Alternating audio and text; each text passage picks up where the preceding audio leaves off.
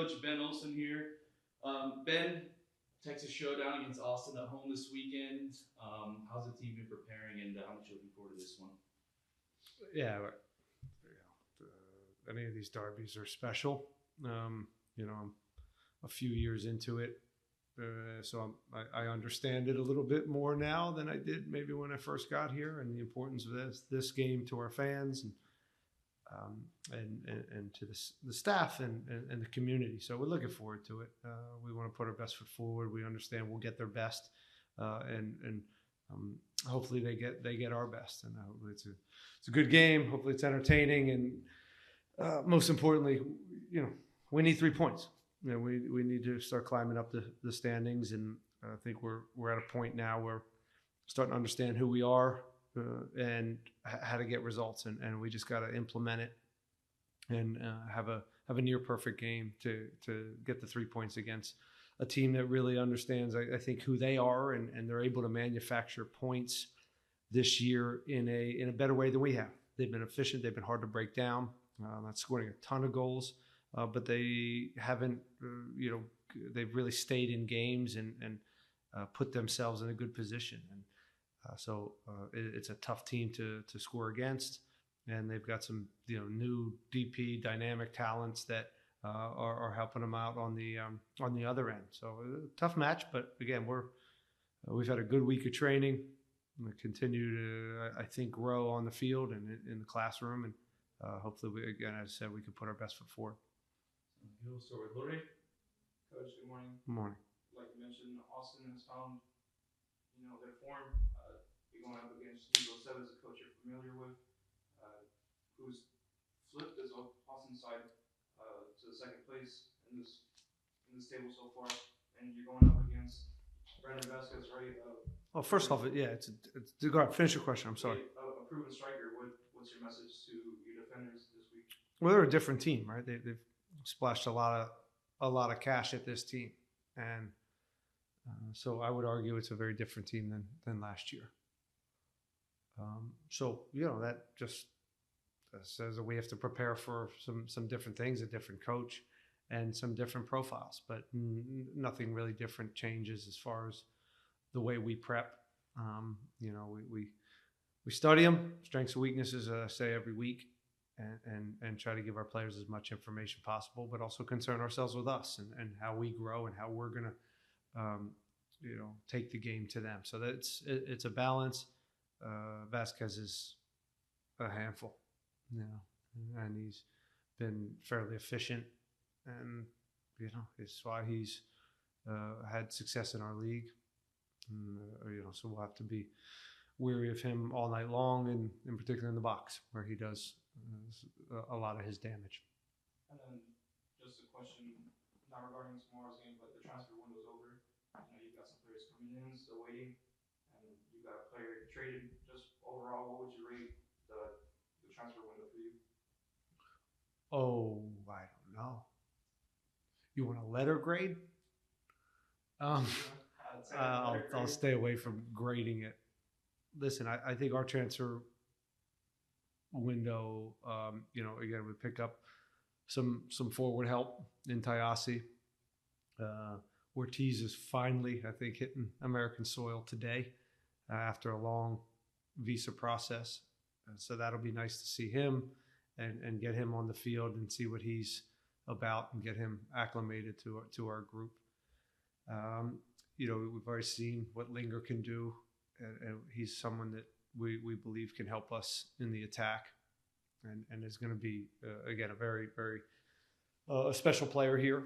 And but within that, we're also waiting for some injuries, right? And so it's adding those players that I just spoke about, but also some of these guys, and getting Dwayne Holmes, who's also still pushing to get back, and some of this is slower than we want it to be, and Anali and Quinona. So as we wait for them, it's still about right now incorporating a few guys over the next couple weeks. So they're well oiled, and then as each one comes in, we'll just keep plugging away, both kind of incorporating them, but also identifying who we are as a group and going. And that balance is going to, as I've said, over the next 2 months, bringing a lot of players back into this fold, both transfers and injuries. That'll be a fun process because it'll add tension, it'll add competition, and it's going to, maybe most importantly, add quality. All right, Dustin, go ahead. Hey, man. News today that Amin Bassi signed a new deal before this season with the club. It seems like he's been a lot more engaged this season. A couple goals, assists. How important is he to your offense, especially as you talked about adding the new pieces that you have? Well, I think we've had some tough conversations. Tough. We've had some candid conversations with the expectations of our, what is Amin going to give us on the offensive end? You're 10 in this league. You got to produce. You have to have goals. You have to have assists. And so, I think he's taking that, and it's not always his profile to join the box. And, he's a support player. He's good on the ball, and he's kind of a provider to the provider a lot of times. But we turned the screw on him a little bit to be more involved in and around the box. And he's, I think, answered that challenge, and that's been a good thing to see. I think he should have 3 and he's goals, and got 1 taken away, and he's providing more. So that's a good sign. Now it's about can he sustain that, because it's not that's something we need from him, from a high caliber player. 10 for us, that we need that all the time, and that's his challenge. And just, I know it's been frustrating having Eric in and out, dealing with hamstring injuries.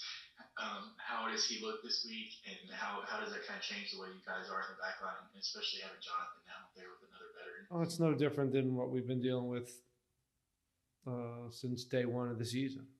And since Mika left, and it was next man up, and whether it's Femi, whether it's Dan, Franco's played some center back, Ethan's played some center back, so that's what it is.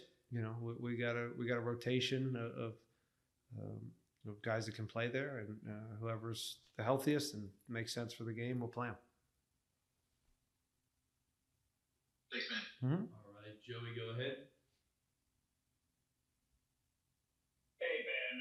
Austin has one of their center backs, Brendan Hines-Ike, suspended in this game. How do you see that impacting this match? I mean, they'll Cascante maybe comes in, unless they got something else that I don't know of. He's a good player. I don't see that being a huge drop off. I like Hines-Ike. I think he's good. I think he's experienced and poised, and his soccer level and his IQ is really high. But they're deep. I don't feel bad for him.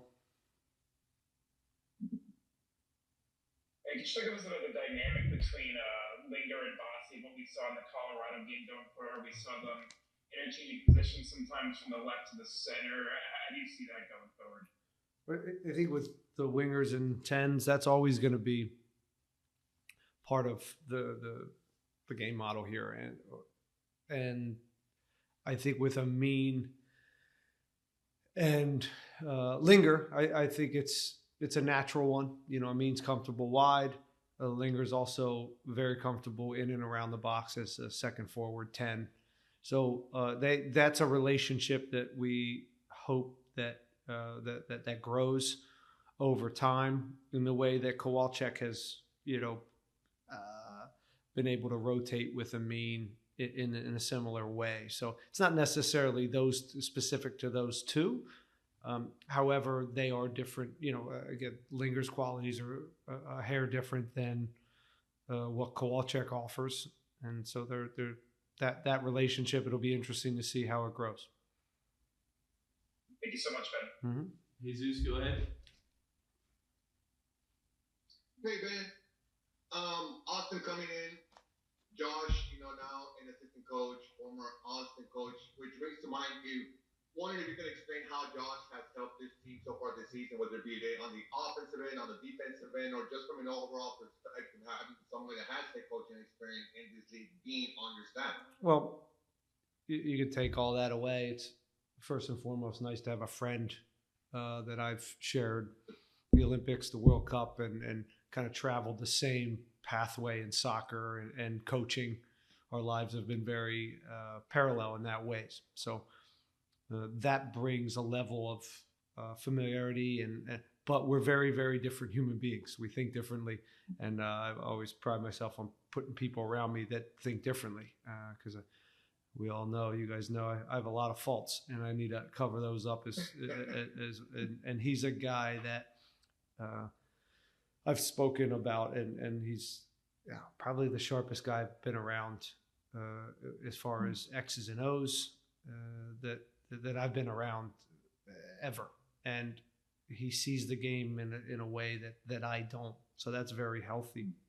But he's also been a head coach, and he also understands some of the difficulties and some of the decisions head coaches have to make from a management standpoint. So having that around to bounce some ideas off is always very helpful, especially when you trust him, as a human being. So it's probably been a little bit of a funky week for him, preparing for Austin, and it's a he's a very humble guy. He's not going to get into that, and his son's on the other team, so it's I can't imagine. We kind of don't we make fun of it, and we kind of joke about it at times, but he's been a huge plus overall. To answer your question, he's been a big plus for this group, and he helps the staff grow. But again, Juan Guar is still doing an amazing job, and also his head coach experience. Kenny's done a great job on set pieces and giving us more clarity in that world. Tim Hanley, it's not just Josh. These other guys are working very, very hard. Tim Hanley's doing a great job with a bunch of 4 different goalkeepers that have been injured. Aurelian's really helping with our back line and helping Femi come along. So it's collective here. It's a very collective group. Again, if you're led by me, you're going to work. You're going to have a lot of responsibility. And speaking with training staff, your coaches, you're getting a lot of influx of offensive talent, that can play striker, wing. How many, what kind of conversations do you and your training staff have about possibly changing formations during the game whenever subs come in, or is that something that you have, or are you the coaches that, you think, formations are kind of meaningless because players kind of move on the pitch. So I just kind of want to get your thoughts on that. I think it's important to have a structure that you know very well as a group. We're always open to changing things, in particular as profiles come in that show us that we can be more effective in that. And of course, we'll have those dialogues. But for now, we don't plan on. Nothing we have in this moment is going to change us to how we go about the game. Of course, there's always tweaks to the opponent or who's available, and within that framework, we have movements. But again, I don't get caught too much into that too. I love relationship soccer within a structure and allowing these guys to have some freedom. I think last year we did a not better job. We just had different profiles that were more relationship based, more improv. And this year, I think we've had to be more, a little bit more clear and more clarity on the movements, and more structured and pattern based because of the group we have right now in this moment. But that could change. So I'm not sure that answered your question, but no plans on changing it too much. And the final question on my end: this season, obviously, you guys have welcomed so many new players, and I wonder, does the team have like a welcoming thing that they do for each new player? Do you guys do something special, or is it just, hey, let's just throw them out onto the pitch? It's a good question, and it's a really important thing for your organization and your culture to make sure these players are looked after. And I think we do a good job. It's also something I'm constantly asking the new guys that have come here and they're here for a week. I'm like, how do we do? How do you feel, like, whether it's the hotels, the apartments, your travel, the support, there's so many layers to that, of a kid coming from, Croatia and coming to America, or from Colombia, who's been overseas in Europe and now hitting this, Houston, Texas. There's a lot to that transition, and the easier that is, I think the easier it is for him to transition into the group and have less less stuff on his mind so he can focus on soccer. So we do a good job. Asher and Pat really believe in that. We have specific roles in our club that focus on that, as most clubs have this now. Right? It's so global, and there's so many people coming in and out. It's a must at this point. Perfect. Thanks so much, man. All right, we'll wrap it up with Diego. Go ahead, Diego. Hey Ben, how are you? Hi, Diego. Just a quick question, a little bit about that transition whenever you get new players. Considering players like Linger, like Pablo Ortiz, who just touched down, they don't have the benefit of a preseason like some players on your roster did. So just to talk to us a little bit about how, like, what goes on through your head when it comes to introducing players to the roster, to the tactics that you put into place, and overall, like, minutes and things like that. Well, the coaches will take the tactical part and make sure they're as clear as they can be over a short amount of time, so they can factor into the lineup, and they don't have the luxury of preseason, as you said, to really get up to speed. So it's a crash course, and on the physical side, fortunately, I have people that can tell me exactly where they're at, and so we deal with the tactical side, the physical side. Paul Caffrey's best in the business, and he'll make sure that that I'm very clear on what the plan is physically for a guy like Pablo Ortiz when he gets here, because it's been as you said, it's been a funky one. We don't necessarily know exactly where he's at physically. And one final question. Ibrahim Aliou has now been transferred to the Columbus Crew.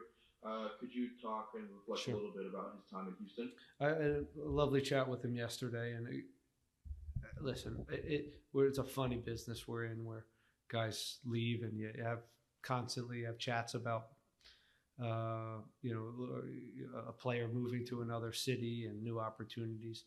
Look, this is something he's a player Columbus was interested in. I think it's twofold. It's a great opportunity for him, and I think maybe it also helps in our cap and some future potential moves for us in the summer. So I think part of that is that gives you a little bit of insight on it. Ibra over the last 2 years has been a very solid player for us, and he played a lot of minutes on 2 teams that made the playoffs, and he was a proven starter for us, and he gave us everything he had. So I'm very, very thankful for that, and I expressed that to him, and I'm thankful to kind of cross paths with him. He did a great job for the Houston Dynamo.